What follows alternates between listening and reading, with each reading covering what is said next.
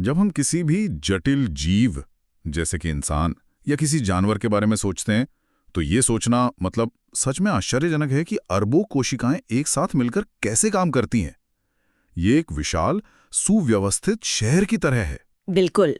और उस शहर का एक खाका, एक ब्लूप्रिंट होता है।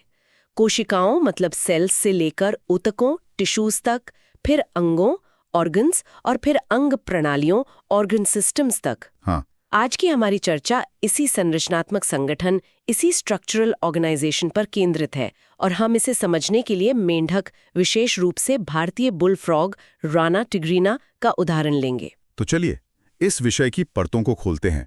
हमारा लक्ष्य ये समझना है कि एक जीव को क्या बनाता है और मेंढक की बाहरी और आंतरिक संरचना हमें उसके जीवन के बारे में क्या बताती है। सबसे पहले सबसे बुनियादी स्तर से शुरू करते हैं।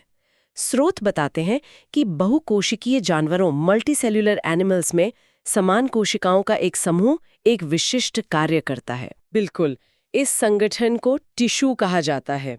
इसकी परिभाषा है a group of similar sales along with intercellular substances perform a specific function। अच्छा, और दिलचस्प बात यह है कि सभी जटिल जानवरों में केवल 4 मूल प्रकार के ऊतक, 4 बेसिक टाइप्स ऑफ टिश्यूज होते हैं: एपिथेलियल, कनेक्टिव, मस्कुलर और न्यूरल। और ये ऊतक मिलकर ऑर्गन्स बनाते हैं, जैसे हमारा दिल जिसमें ये चारों तरह के ऊतक होते हैं, और फिर अंग मिलकर ऑर्गन सिस्टम्स बनाते हैं, जैसे पाचन तंत्र, डाइजेस्टिव सिस्टम। हाँ, बिल्कुल। ये सब काम के विभाजन यानी डिवीजन ऑफ लेबर का एक बेहतरीन उदाहरण है। वाह, अब इन अवधारणाओं को एक वास्तविक जीव पर लागू करते हैं।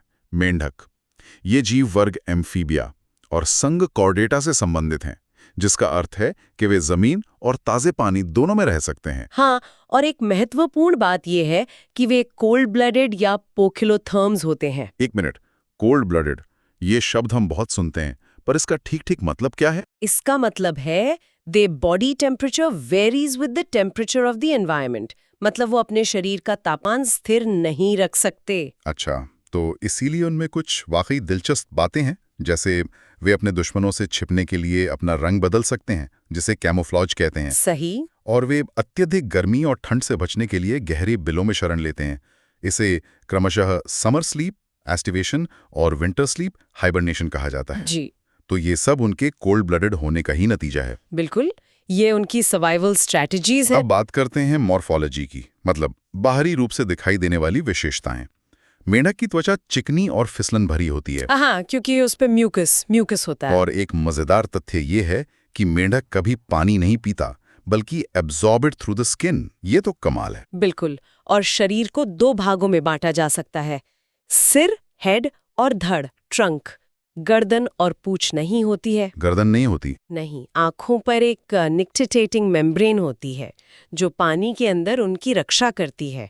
और कानों की जगह एक झिल्लीदार टिम्पैनम होता है जो ध्वनि संकेतों को ग्रहण करता है। और उनके पैर, अगले पैरों, फोर लिम्स में 4 उंगलियां होती हैं, और पिछले पैर, हाइंड लिम्स, वो तो काफी बड़े और मांसल होते हैं। हाँ, और उनमें 5 जालीदार उंगलियां, वेब्ड डिजिट्स होती हैं जो तैरने में मदद करती हैं। अच्छा। मेंढकों में सेक्सुअल डायमॉर्फिज्म भी होता है। नर मेंढकों की पहचान ध्वनि उत्पन्न करने वाले वोकल सैक्स। हाँ, वो जो आवाज करते हैं। बिल्कुल। और अगले पैरों की पहली उंगली पर एक कॉप्युलेटरी पैड की उपस्थिति से की जा सकती है, जो मादाओं में नहीं होते। अब यहाँ बात और भी दिलचस्प हो जाती है। चलिए अंदर के सिस्टम को देखते हैं। पाचन तंत्र, डाइजेस्टिव सिस्टम से शुरू करते हैं। सुना ये छोटा होता है। हाँ, क्योंकि मेंढक मांसाहारी कार्निवोर्स होते हैं, इसलिए आंत छोटी होती है। भोजन को 2 पालियों वाली जीभ, बाइलोब्ड टंग, से पकड़ा जाता है। अच्छा। पाचन पेट, स्टमक में शुरू होता है, जहां से आंशिक रूप से पचा हुआ भोजन, जिसे खाइम कहते हैं, वो छोटी आंत स्मॉल इंटेस्टाइन में जाता है। और वहाँ यहाँ लिवर से बाइल, पित्त और अग्नाशय, पैंक्रियस, से रस मिलता है। अंतिम पाचन आंत में होता है। एक जीव जो 2 दुनियाओं में रहता है, वो सांस कैसे लेता है? ये सवाल हमेशा मेरे दिमाग में आता है। ये बहुत अच्छा सवाल है। असल में वे 2 अलग-अलग तरीकों का उपयोग करते हैं। पानी में त्वचा एक जलीय श्वसन अंग के रूप में काम करती है। त्वचा से? हाँ, इसे क्यूटेनियस रेस्पिरेशन कहते हैं और जमीन पर फेफड़े, लंग्स मुख्य श्वसन अंग है, जिसे पल्मोनरी रेस्पिरेशन कहा जाता है। कमाल है। और उनका परिसंचरण तंत्र, सर्कुलेटरी सिस्टम, वो कैसा है? ये एक well developed closed type system है, मतलब खून हमेशा नसों में बहता है। ठीक है। दिल में 3 कक्ष 3 चेम्बर्स होते हैं, 2 अलिंद एट्रिया और 1 निलय वेंट्रिकल। 3? हमारे तो 4 होते हैं। तो इसका मतलब ऑक्सीजनेटेड और डीऑक्सीजनेटेड ब्लड मिक्स हो जाता होगा। हाँ, निलय में थोड़ी मिक्सिंग होती है, पर उनके लिए ये काफी है क्योंकि वो कोल्ड ब्लडेड है और उनका मेटाबॉलिज्म धीमा होता है।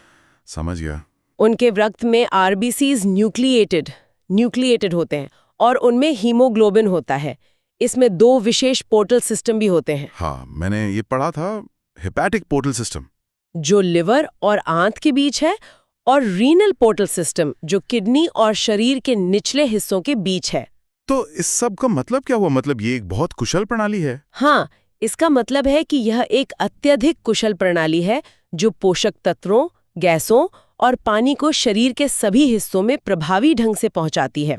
और उत्सर्जन प्रणाली? उत्सर्जन प्रणाली, एक्सक्रीटरी सिस्टम भी अच्छी तरह से विकसित है।